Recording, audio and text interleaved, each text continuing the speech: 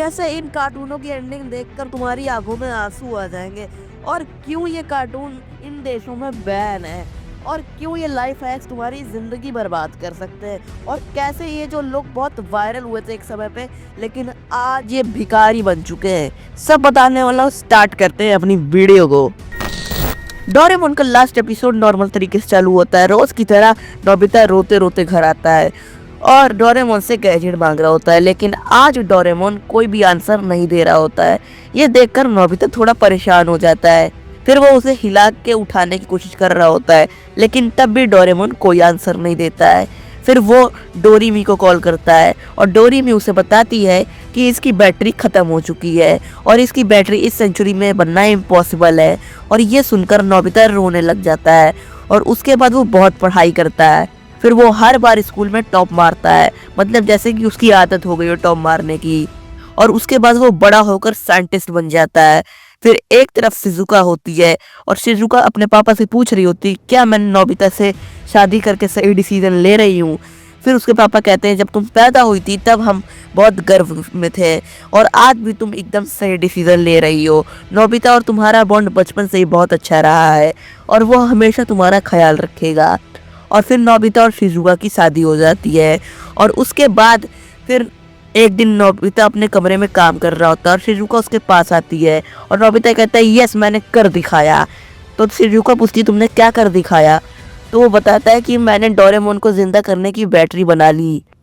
और जैसे ही वो बैटरी डोरेमोन के लगाता है तो डोरेमोन तुरंत उठ के कहता है कि नोबिता तुमने अपना होमवर्क नहीं किया। और ये सुनकर नोबिता रोने लगता है और शिजुका और नोबिता दोनों डोरेमोन के गले लग जाते हैं। और उसके बाद वो डोरेमोन को सब कुछ बता देता है और बस कहानी यहीं पे खत्म हो जाती है। अब आता है टॉम एंड जेरी का लास्ट एपिसोड। जेरी एक बिल्डिंग में घूम रहा होता है और उस बिल्डिंग पे आ जाता है भूकंप और वो भूकंप की वजह से बिल्डिंग गिरने लगती है और उसी में गिर के दब जाता है जेरी भी। और फिर सब लोग बहुत ज्यादा रो रहे होते हैं और फिर अंतिम विदाई दे रहे होते हैं जेरी को। लेकिन सबसे ज्यादा दुख टॉम को होता है और वो बहुत ज्यादा रो रहा होता है। लेकिन सब सारे दोस्त भी आते हैं, टॉम के सारे दोस्त, जेरी के सारे दोस्त, यहाँ तक कि जेरी की गर्लफ्रेंड भी आती है और बहुत ज़्यादा सब लोग रो रहे होते हैं। लेकिन फिर जेरी को दफना के स्टोरी को ख़त्म कर दिया जाता है और वहीं पे स्टोरी एंड हो जाती है। और हम लोगों ने जितना भी ये टॉम एंड जेरी का रिश्ता देखा होता है, इतना अच्छी स्टोरी देखी होती है, जो लोग इतनी मस्ती करते थे, वो सब टॉम की इमेजिनेशन थी। ये ऐसे लोग जो वायरल तो बहुत हुए लेकिन आज ये सड़क पर 25 साल के और ये मुंबई में रहते हैं और ये वायरल एल्विश भाई के आगे कोई बोल सकता है क्या? एल्विश भाई! और इस मीम के बाद इनकी ज्यादा खास जिंदगी बदली नहीं, क्योंकि इनको मौका मिला एल्विश भाई से मिलने का, प्लेग्राउंड में जाने का।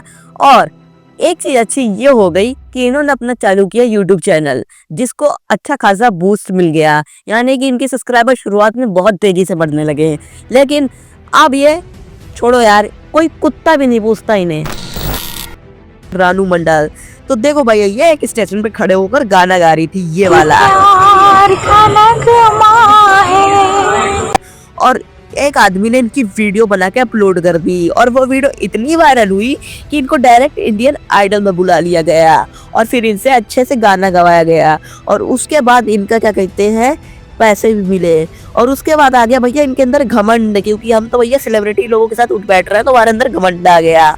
तो घमंड की वजह से लोग जो पसंद भी करते थे वो भी नापसंद करने लगे और फिर ये सड़क पर आ गई। और अब इनकी आर्थिक स्थिति तुम खुद देख सकते हो कि कितनी गंदी हो चुकी है। और कैसे ये कार्टून इन देशों में बैन है। सबसे पहले पेपा पिग जो चाइना में बैन है। रीजन ये है कि किड्स में बैड हैबिट का इफेक्ट और इंटरनेट मीम्स के रिलेटेड इश्यूज होते हैं, जिसकी वजह से इसको पेपा पिग को चाइना में बैन किया गया है। और डोरेमोन पाकिस्तान में बैन है, कुछ टाइम के लिए था। रीजन ये है कि किड पे ज्यादा डिपेंड हो जाना, मतलब कि गैजेट पे ज्यादा डिपेंड हो जाने की वजह से पढ़ाई से डिस्ट्रैक्शन होता था। इसलिए मतलब जो बच्चे थे वहाँ के, वो सब कुछ गैजेट्स पे डिपेंड हो जाते थे कि हमें भी भैया गैजेट ला के दो। और पढ़ाई से डिस्ट्रैक्शन होता था, जैसे हमारा नोबिता था, उसको पढ़ाई में मन ही नहीं लगता था, वैसे पाकिस्तान के बच्चे हो गए थे, तो जिसके लिए पाकिस्तान में डोरेमोन को बैन कर दिया गया था।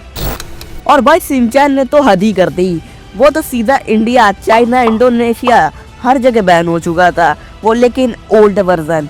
रीजन ये था कि bad language, double meaning, jokes, adult humour. क्योंकि देखो शिनचैन कभी भी किड्स वाला शो था ही नहीं, ये एक अडल्ट शो था जिसको किड्स के लिए बनाने लगे थे लोग, क्योंकि ये किड्स कंटेंट ज्यादा लोग देखने लगे थे।